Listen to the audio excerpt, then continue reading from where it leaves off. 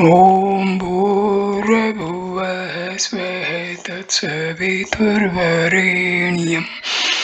भर्गो देवस्य धीमहि धियो यो नः प्रचोदयात्। ॐ शान्ति शान्ति शान्तिः। Namaskar, my dear friends. This is sixth video on Bhagwan Sri Ramana Maharshi's teachings in his own words. So I start the video number 6 with the question by a visitor: whence comes birth? Bhagwan replies, whose birth? Visitor: the Upanishads say, he who knows Brahma becomes Brahma.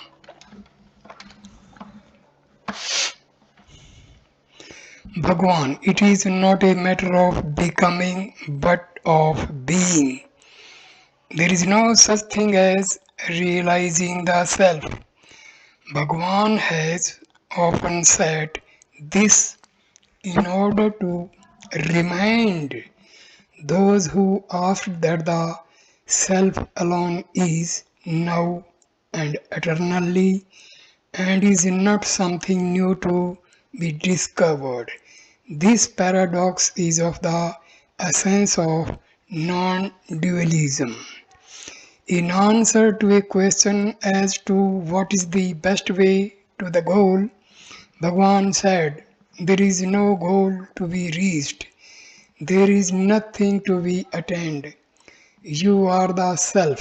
You exist always. Nothing more can be predicated of the self than that it exists. Seeing God or the self is only being the self. That is yourself. Seeing is being. You, being the self, want to know how to attain the self. It is like a man being at Ramanasramam and asking how many ways there are of going to Ramanasramam and which is the best way for him. All that is required of you is to give up the thought that you are this body and give up all thoughts of external things or the non-self. As often as the mind goes out towards objects, stop it and fix it in the self or I. That's all the effort required on your part. Despite this paradox, however, Bhagwan also stressed the necessity of effort as explained in chapter 2 of this book. Ceaseless practice is essential until one attains without the least effort that natural and primal state of mind which is free from thought. In other words, until the I, my, and mine are completely eradicated and destroyed.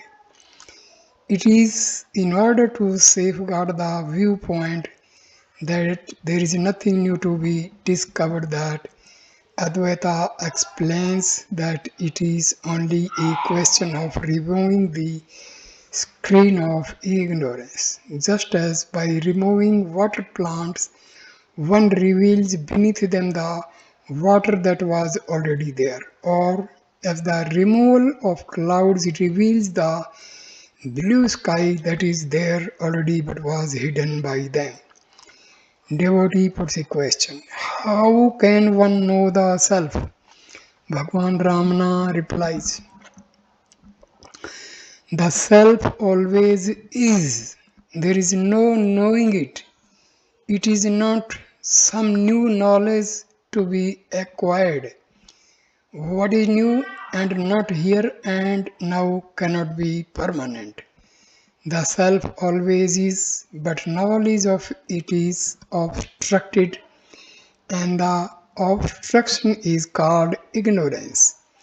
Remove the ignorance and knowledge shines forth. In fact, it is not the self that has this ignorance or even knowledge. These are only accretions to be cleared away. That's why the self is said to be beyond knowledge and ignorance. It remains as it naturally is. That's all. This concentration on the self, of course, requires intense control of the mind, and many complained that it was not easy.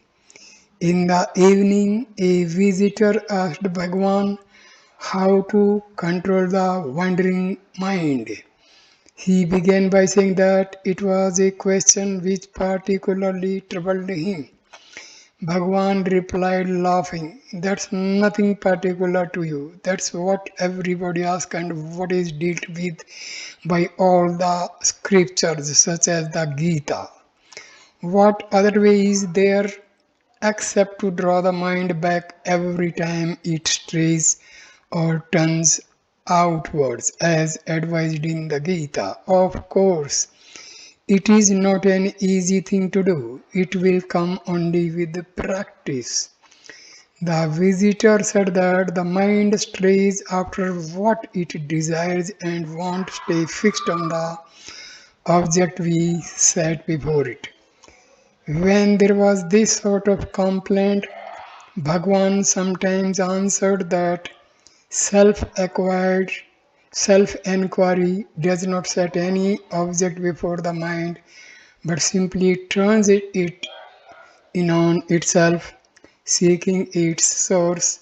On this occasion, however, he answered from the point of view of desire or happiness. Everybody seeks only what brings him happiness. Your mind wanders after some objects or other because you think that happiness comes from it, but find out where all happiness comes from, including that which you regard as coming from sense objects. You will find that it all comes from the self alone, and then you will be able to abide in the self. Some people complained of the difficulty of quelling thoughts. Bhagwan brought them round again to self-enquiry by reminding them that it is the thinker, or in case of doubt, the doubter, whom one must examine. There may be 1,000 doubts, but one does not doubt the existence of the doubter, who is he. All doubts will cease only when the doubter and his source have been found. It is no use endlessly removing doubts. If we clear up one, another will arise and there will be no end to them. But if the doubter himself is found to be really non-existent by seeking his source, then all doubts will be ceased. Mind control, of course, means concentration. But by concentration, Bhagwan did not mean concentrating on one thought, although he did not always discourage this, but concentrating on the sense of being, the feeling of I am, and excluding all thoughts. Bhagwan answers, concentration is not thinking of one thing. On the contrary, it is excluding all thoughts, since all thoughts obstruct the sense of one's true being. All efforts are to be directed simply to removing the veil of ignorance. In a number of passages already quoted, Bhagwan does not only tell the questioner to investigate the I thought, but to find out where it arises. This connects self-inquiry with concentration on the heart at the right side referred to in chapter 1 and shows still more clearly that it is not a mental process. Indeed, an actual liberation that can be felt physically arises in this center during self-inquiry. Concentrating the mind solely on the self will lead to happiness or bliss. Drawing in the thoughts, restraining them and preventing them from straying outwards is called detachment, vairagya. Fixing them in the self is spiritual practice, sadhana. Concentrating on the heart is the same as concentrating on the self. Heart is another name for self. G.V. Subramanya. Is it stated in any book that for ultimate and final realization one must ultimately come to the heart even after reaching the Sahasrara, the thousand-petal lotus, the center in the crown of the head, and that the heart is at the right side? Bhagwan replies, no, I have not come across this in any book, although in a Malayalam book on medicine I came across a stanza locating the heart on the right side, and I have translated it into Tamil in the supplement to the 40 verses. We know nothing about the other centers. We cannot be sure what we arrive at by concentrating on them and realizing them. But as the I arises from the heart, it must sink back and merge there for self-realization. Anyway, that has been my experience. Know that the pure and changeless self-awareness in the heart is the knowledge which, through destruction of the ego, destroys liberation. The body is inert like an earthen pot, since it has no I consciousness, and since in deep sleep, when bodiless we experience our natural being, the body cannot be the I. Who then is it that causes I-ness? Where is he? In the heart cave of those who thus enquire and who know and abide as the self, Lord Arunachala Shiva shines forth as himself as that an I consciousness. Devotee, Bhagwan was saying that the heart is the center of the self. Bhagwan says, yes, it is the one supreme center of the self. You need have no doubts about that. The real self is there in the heart behind the ego self. Devotee, will Bhagwan please tell me where in the body it is?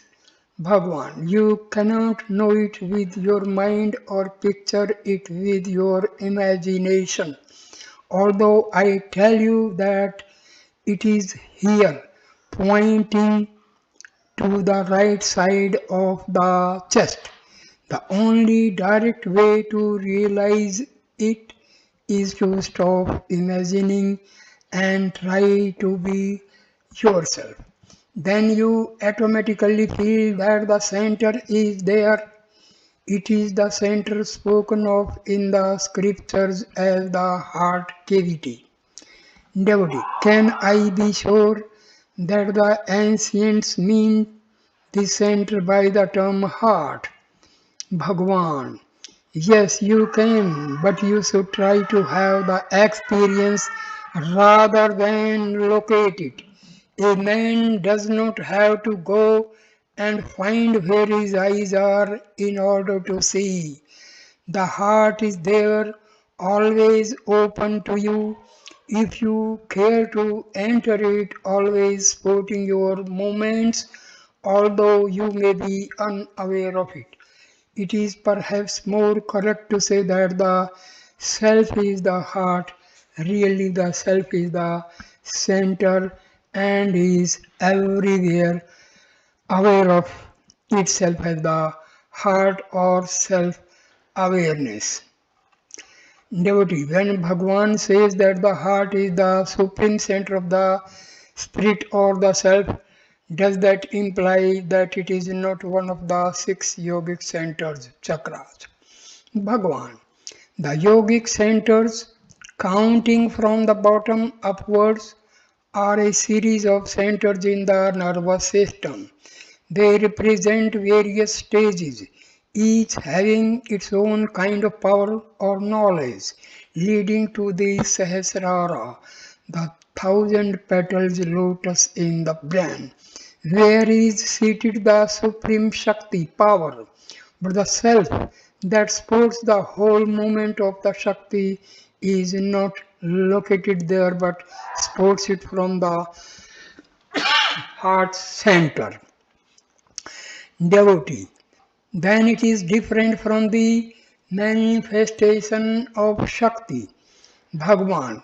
Really, there is no manifestation of Shakti apart from the Self. The Self became all these Shaktis. When the yogi attains the highest state of spiritual awareness, Samadhi, it is the Self in the heart that supports him in that state, whether he is aware of it or not. But if his awareness is centered in the heart, he realizes that whatever centers or states he may be in, he is always the same truth, the same heart, the one self, the spirit that is present throughout, eternal and immutable. The Tantra Shastra calls the heart Surya Mandala or the solar orb, and the Sahasrara as Chandra Mandala or lunar orb. This shows the relative importance of the two. Just as this concentration on the heart establishes a point of contact with yoga, so also Bhagwan sometimes pointed out the affinity with bhakti, the path of devotion, and said that the two paths leads to the same end. Perfect devotion means complete surrender of the ego to God or Guru, conceived of as other than oneself, while inquiry leads to dissolution of the ego. More will be said about Bhakti Marga in the next chapter, but the following explanation shows how the two paths converge. Devotee, if the I is an illusion, who is it that cast off the illusion? Bhagwan replies, the I cast off the illusion of the I and remains I. Such is the paradox of the self-realization. The realized do not see any paradox in it. Consider the case of the worshipper. He approaches God and prays to be absorbed in Him. He then surrenders himself in faith and by concentration. And what remains afterwards in the place of the original I? Self surrender leaves a Residuum of God in which the I is lost. That is the highest form of devotion or surrender and the peak of detachment. You may give up this and that of my possessions, but if instead you give up I and mine, all is given up at a stroke, and the very seed of possession is destroyed.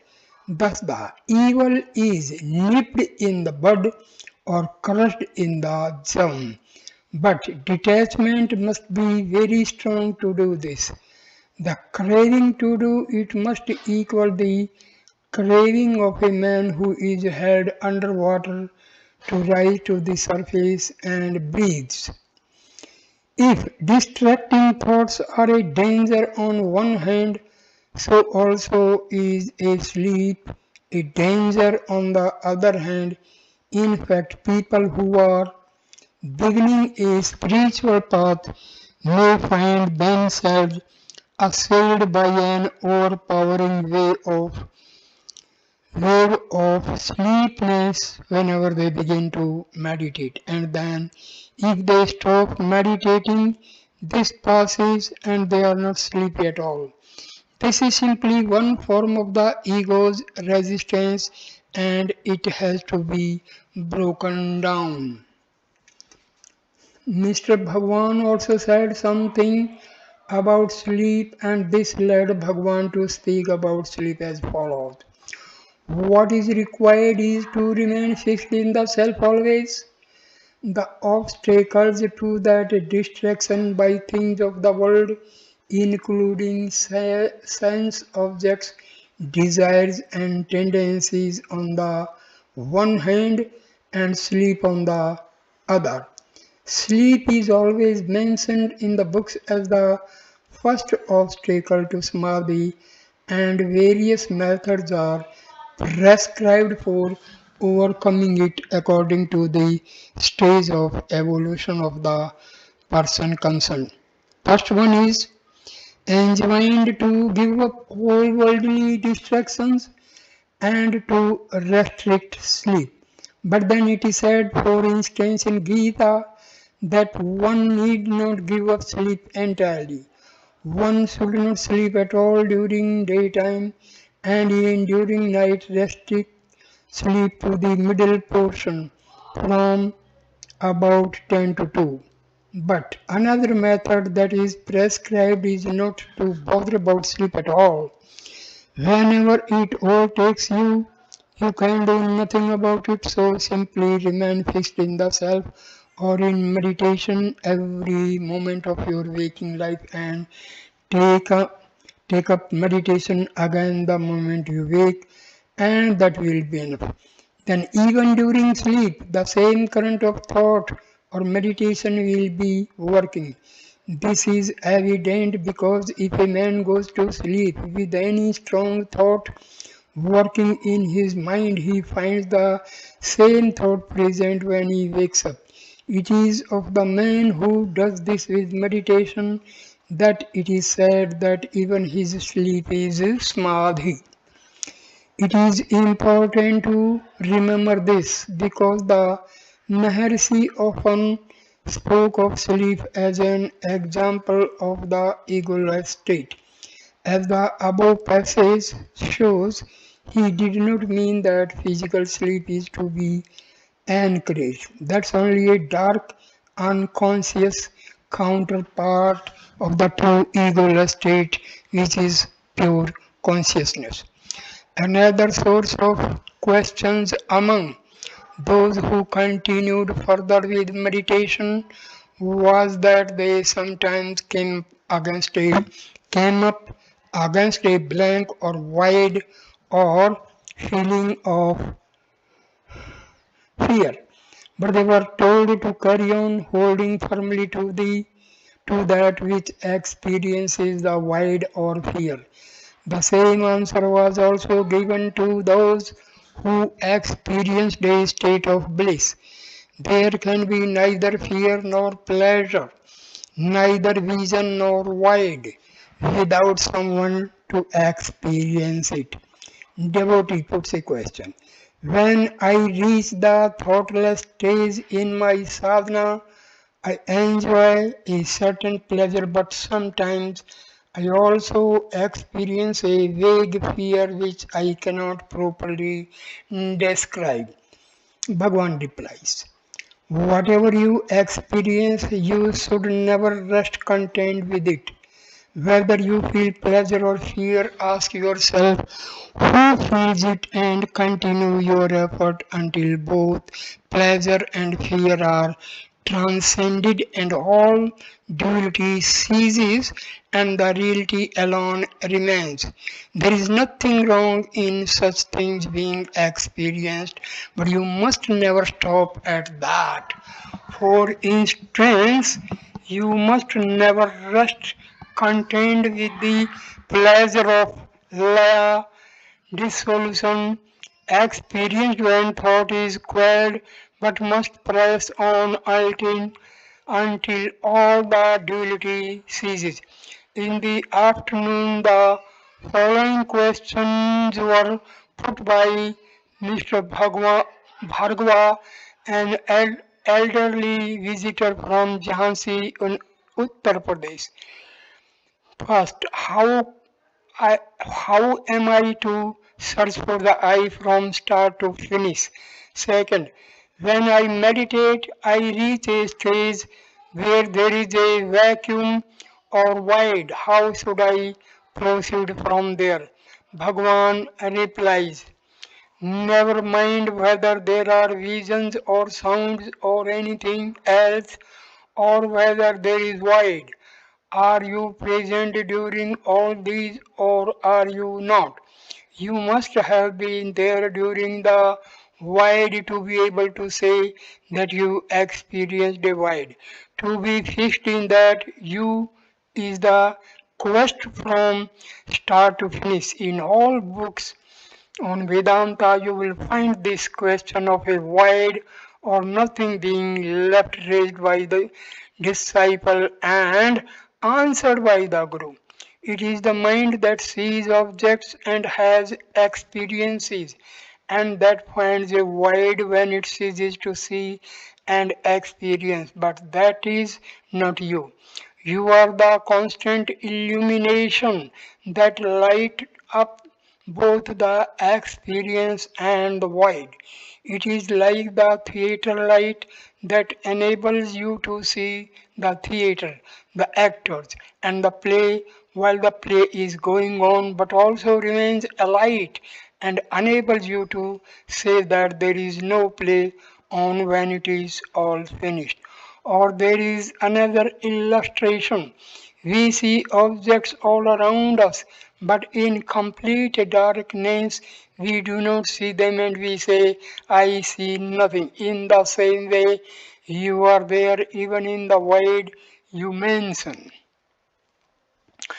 You are the witness of the three bodies, the gross, the subtle, and the causal, and of the three times past, present, and future, and also this void. In the story of the tenth man, when each of them counted and thought they were only nine, each one forgetting to count himself. There is a stage when they think one is missing and do not know who it is, and that corresponds to the void. We are so accustomed to the notion that all that we see around us is permanent and that we are this body, that when all this ceases to exist, we imagine and fear that we also have ceased to exist. Bhagwan also quoted verses 212 and 213 from Viveka Chudamani, in which the disciple says, after I eliminate the five seats as not self, I find that nothing at all remains. And the Guru replies that the self or that by which all modifications, including the ego and all its creatures and their absence, that is the void or perceived is always there. Bhagwan continued and said, the nature of the self or I must be illumination. You perceive all modifications and their absence. How? To say that you get the illumination from another would raise the question how he got it, and there would be no end to the chain of reasoning. So you yourself are the illumination. The usual illustration of this is the following. You make all kinds of sweets of various ingredients and in various shapes, and they all taste sweet because there is sugar in all of them, and sweetness is the nature of sugar. And in the same way, all experiences and absence of them contain the illumination which is the nature of the self. Without the self, they cannot be experienced, just as without sugar, no one of the articles you make can taste sweet. Later he continued, first one sees the self as objects, then one sees the self as void, then one sees the self as the self. Only in this last case there is no seeing because seeing is being. Before closing this chapter, it may be well to give a few more specific rules, or rather to indicate that they exist but are not essential. It is usual to conduct what is called meditation during regular hours, morning and evening, sitting with a straight spine and closed eyes. I say what is called meditation because this word is commonly used for self enquiry and concentration on the IN or the heart as described in this chapter. It is, of course, far from the mental reflection that commonly goes by that name. In India, it is usual to sit cross legged on the ground. However, all such rules of technique are less important in the self inquiry than with other less direct methods. Indeed, this is obvious from the fact that self inquiry has gradually to be extended from set hours of meditation until it becomes the undercurrent of all thoughts and actions. Mr. Evans Vance asked a few questions. They related to yoga. He wanted to know if it was right to kill animals such as tigers, deer, and so on, and use the skin as a seat for the yoga posture asana. Bhagwan, the mind is the tiger or the deer. Devotee, if everything is illusion, can one then take life? Bhagwan, who has the illusion? That is what you must find out. In fact, everyone is a killer of the self. Atmahan at every moment of his life. Devotee, which posture is the best? Bhagwan, any posture, possibly Sukhasana, the easy or half of Buddha just posture. But that is immaterial for jnana, the path of knowledge. Devotee, does posture indicate temperament? Bhagwan, yes. Devotee, what are the properties and effects of a tiger's skin or wool or a deer's skin as a seat? Bhagwan, some people have found out and described them in books on yoga. They correspond to conductors and non-conductors of magnetism and so on. But all this is of no importance on the path of knowledge, Jnana Marga. Posture really means steadfastness in the self and it is inward. Devotee, which is the most suitable time for meditation? Bhagwan, what is time? Devotee, tell me what it is. Bhagwan, time is only an idea. There is only reality. Whatever you think it is, it appears to be. If you call it time, it is time. If you call it existence, it is existence, and so on. After calling it time, you divide it into the days and nights, months, years, hours, minutes, and so on. Time is immaterial for the path of knowledge, but some of these rules and disciplines are good for beginners, devotee. Does Bhagwan recommend any special posture for Europeans? Bhagwan, it depends on the mental equipment of the individual. There are no hard and fast rules. Devotee. Is meditation to be practiced with eyes open or closed? Bhagwan. It may be done either way. The important thing is that the mind should be turned inward and kept active in its quest. Sometimes it happens that when the eyes are closed, latent thoughts rush forth with great vigor. But on the other hand, it may be difficult to turn the mind inwards with the eyes open. It requires strength of mind. The mind is pure by nature but contaminated by taking in objects. The great thing is to keep it active in its quest without taking in external impressions or thinking of other things. Although, as will be shown in the next chapter, the Maharshi approved of various methods and authorized them when they suited the practitioner. He was nevertheless careful that they should not be confused with the direct method of self-inquiry. For instance, there are indirect paths which sedulously cultivate the various virtues, but when asked about this, he replied simply that on the direct path of self inquiry, no such technique is necessary. Devotee, it is said in some books that one should cultivate all the good or divine qualities in order to prepare oneself for self-realization. Bhagwan, all good or divine qualities are included in spiritual knowledge, and all bad or demoniac qualities are demoniac qualities are included in ignorance. When knowledge comes, ignorance goes, and all the divine qualities appear automatically. If a man is self realized, he cannot tell a lie or commit a sin or do anything wrong.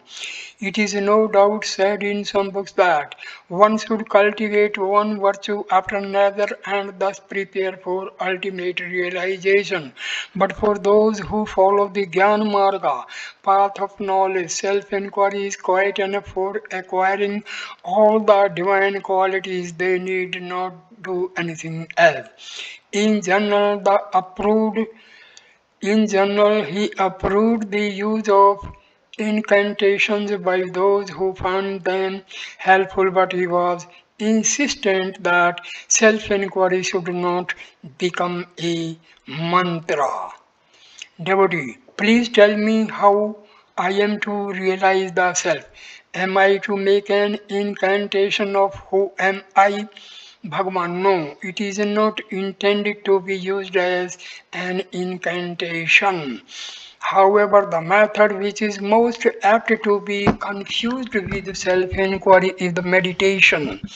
I am he, and therefore he frequently warned against this confusion. Self inquiry is a different method from the meditation I am Shiva or I am He. I rather lay stress on self knowledge because you are first concerned with yourself before you proceed to know the world and its Lord. The I am He or I am Dharma meditation is more or less mental, but the quest for the self of which I speak is a direct method and is superior to the other. For As soon as you undertake the quest and begin to go deeper and deeper, the real self is waiting there to receive you, and then whatever is done by something else, and you have no hand in it. In this process, all doubts are automatically given up, just as one who sleeps forgets all his cares for the time being. Although the scriptures proclaim, Thou art that, it is only a sign of weakness to meditate, I am that, not this, because you are eternally that. What has to be done is to investigate what one really is and remain that. Only if the thought I am a body occurs will the meditation I am not this, I am that help one to avoid that. Why should you forever be thinking I am that? Is it necessary for a man to go on thinking I am a man? Are we not always that? A Punjabi announced himself to be Maharshi as having been directed here by Sri Shankaracharya of Kamakoti Pita from Jadeswar near Puri Jagannath. He is a world traveler. He has practiced Hatha Yoga and some contemplation along the lines of I am Brahma. After a few moments, blank prevails and brain gets heated and he becomes afraid of death. He wants guidance from the Maharshi Bhagwan, who sees the blank devotee. I know that I see it, Bhagwan. The consciousness overlooking the blank is the self. Devotee, that does not satisfy me. I cannot realize it. Bhagwan, the fear of death arises only after the I thought arises. Whose death do you fear? To whom does the fear come? So long as there is identification of the self with the body, there will be fear. Devotee, but I am not aware of my body. Bhagwan, who says that he is not aware? Devotee, I don't understand. He was then asked to say what exactly was his method of meditation. He said, Aham Brahmasmi, I am Brahma. Bhagwan, I am Brahma is only a thought. Who says it? Brahma himself does not say so. What need is there for him to say so? Nor can the real I say so. For I always abide as Brahma, so it is only a thought. Whose thought is it? All thoughts come from the unreal I, that is the I thought. Remain without thinking, so long as there is thought, there will be fear. Devotee, when I go on thinking on this line, forgetfulness ensues. The brain becomes heated and I become afraid. Bhagwan, yes, the mind is concentrated in the brain and hence you get a hot sensation there. That is because of the I thought. So long as there is thought, there will be forgetfulness. There is the thought I am Brahma. Then forgetfulness supervenes, then the I thought arises, and simultaneously the fear of death also. Forgetfulness and thought exist only for the I thought. Investigate this and it will disappear like a phantom. What remains then is the real I, that is the self. The thought I am Brahma may be an aid to concentration insofar as it keeps other thoughts away and persist alone. But then you have to ask whose thought it is.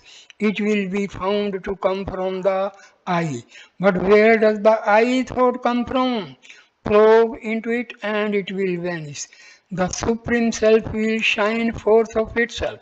No further effort is needed. When the one real I remains alone, it will not need to say, I am Brahma. Does a man go on repeating, I am a man? Unless he is challenged, and why should he declare himself a man? Does anyone mistake himself for an animal that he should say, no, I am not an animal, I am a man? Similarly, since Brahma or I alone is, there is no one to challenge it, and so there is no need to repeat, I am Brahma. Throughout this chapter, self-inquiry has been spoken of mainly as a spiritual exercise or meditation to be practiced at certain fixed times. It does not indeed begin so and so long as effort is needed. Such times of intensive meditation continue to be helpful, but that is not enough. The self-awareness which begins to be experienced during such meditation has to be cultivated at other times also, and indeed begins to awaken spontaneously, forming an undercurrent to one's activities. The aim is to make it more and more continuous. It will be seen that this explains Bhagwan's injunction referred to in chapter there and chapter 3 to conduct one's spiritual quest in the world and not to retire to a hermitage. Devotee, is it set meditation necessary for strengthening the mind? Bhagwan, not if you keep the idea always before you that it is not your work. At first, effort is needed to remind yourself of it, but later on it becomes natural and continuous. The work will go on of its own accord and your peace will remain undisturbed. Meditation is your true nature. You call it meditation now because there are other thoughts distracting you. When these thoughts are dispelled, you remain alone, that is, in the state of meditation, free from thoughts, and that is your real nature, which you are now trying to realize by keeping away other thoughts. Such keeping away of other thoughts is now called meditation. But when the practice becomes firm, your real nature shows itself as a true meditation. For the reason mentioned in the previous chapter, a guru often withholds the technique of spiritual practice as a secret to be revealed only to those whom he finds fit and initiates into personally.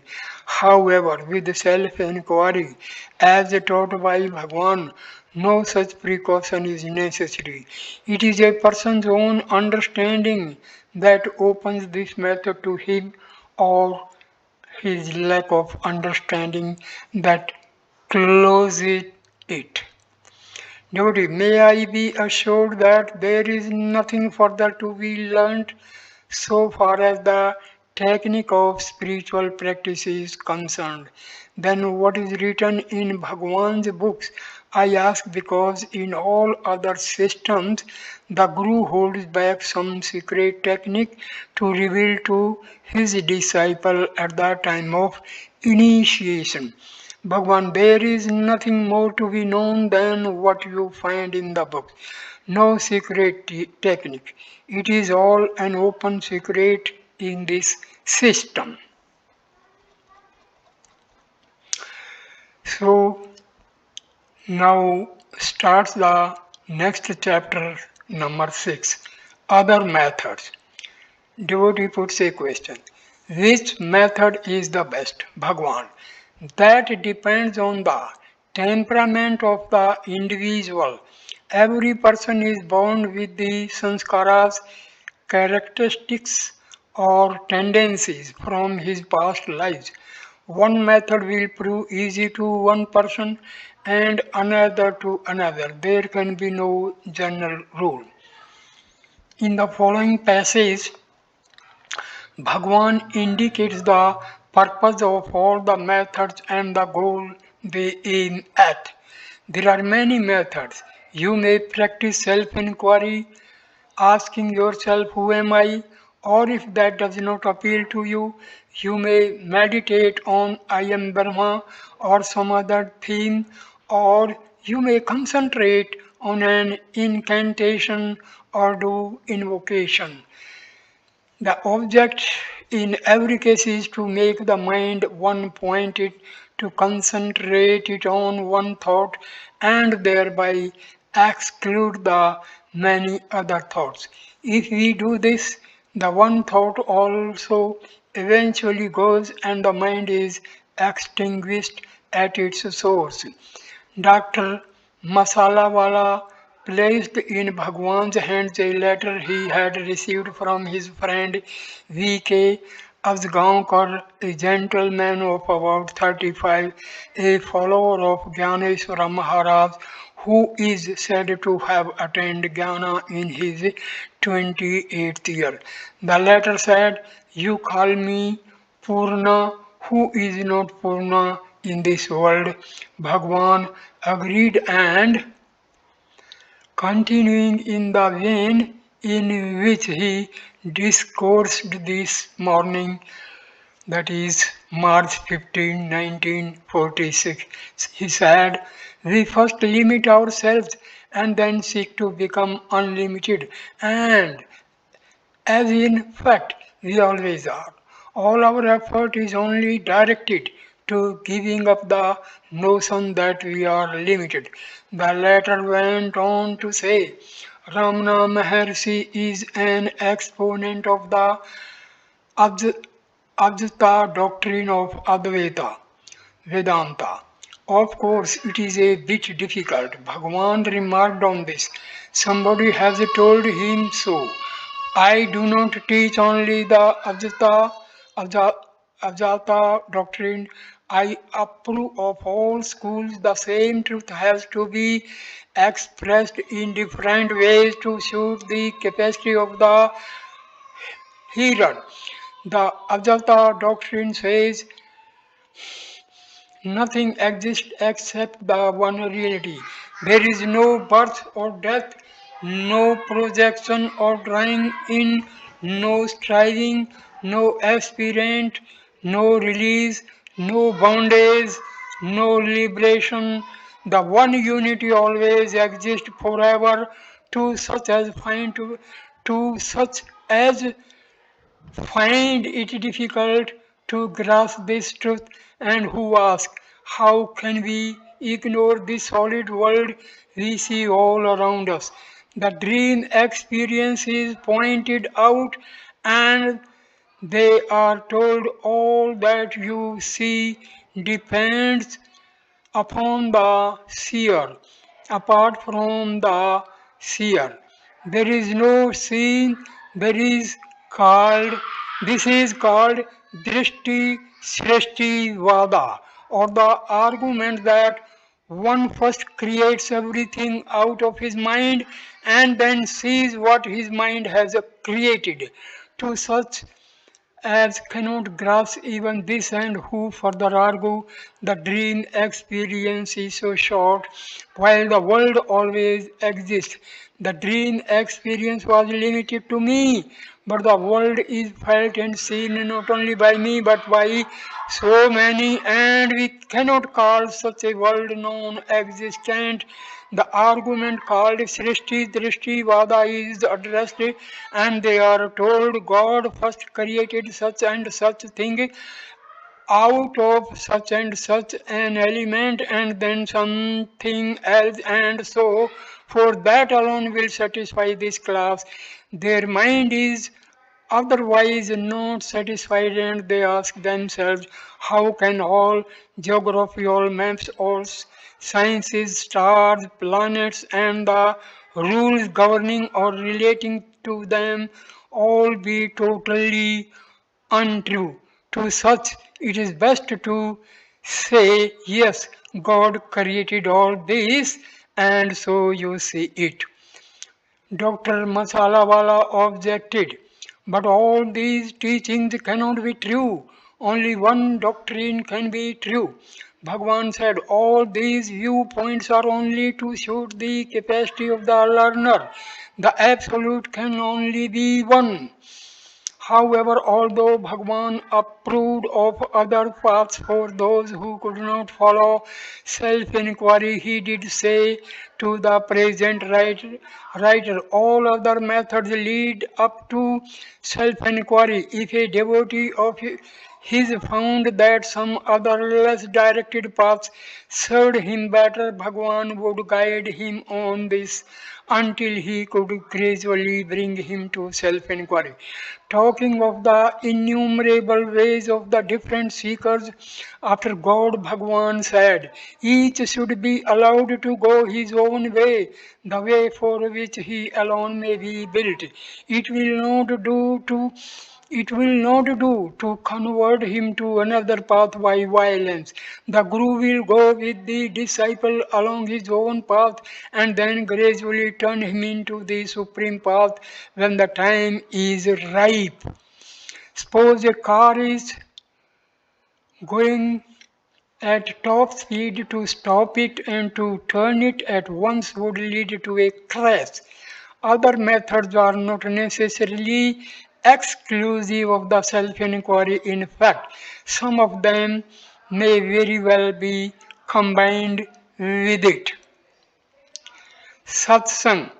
The greatest of all aids to self realization is the presence of a realized man.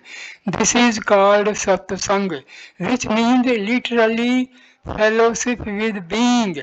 Even here, Bhagwan would sometimes explain that the real being is the self and therefore no physical form is needed for satsang. Nevertheless, he often dwelt on its benefits. Association with sages who have realized the truth removes material attachment. On these attachments being removed, the attachments of the mind are also destroyed. Those whose attachments of mind are thus destroyed become one with that which is motionless. They attain liberation while yet alive. Cherish association with such sages. That supreme state which is obtained here and now as a result of association with sages and realized through the deep meditation of self inquiry in contact with the heart cannot be gained with the aid of a guru or through knowledge of the scriptures or by spiritual merit or by any other means. If association with sages is obtained, to what purpose are the various methods of self discipline? To tell me of what use is a fan when the cool, gentle south wind is blowing. The heat of mental and bodily excitement is allayed by the rays of the moon. Want and misery are removed by the kalpaka tree. Sins are washed away by the sacred waters of the Ganges. But all these afflictions are altogether banished by the mere darshan of the peerless sage. Neither the holy waters of pilgrimage nor the images of gods made of earth and stone can stand comparison with the benign look of the sage. These purify only these purify one only after countless days of grace. But no sooner does the sage bestow his gracious glance than he purifies one. It should be mentioned that these five verses were not actually composed by Bhagwan but translated from Sanskrit for inclusion in his supplementary 40 verses. The statement in the second verse that such grace cannot be gained with the aid of Guru is using the word Guru in its lower sense of teacher. Otherwise, it would have the same meaning as it says, and the comparison would be pointless. So, I end this video here. The next video will start from page number 154 and heading will be breath control. Thank you my dear friends for watching this video. Please like, comment and share the video and subscribe the channel. Thanks a lot. Namaskar. Thank you. Dhanyavad. Dhanyavad. Namaste. My dear friends. Namaste.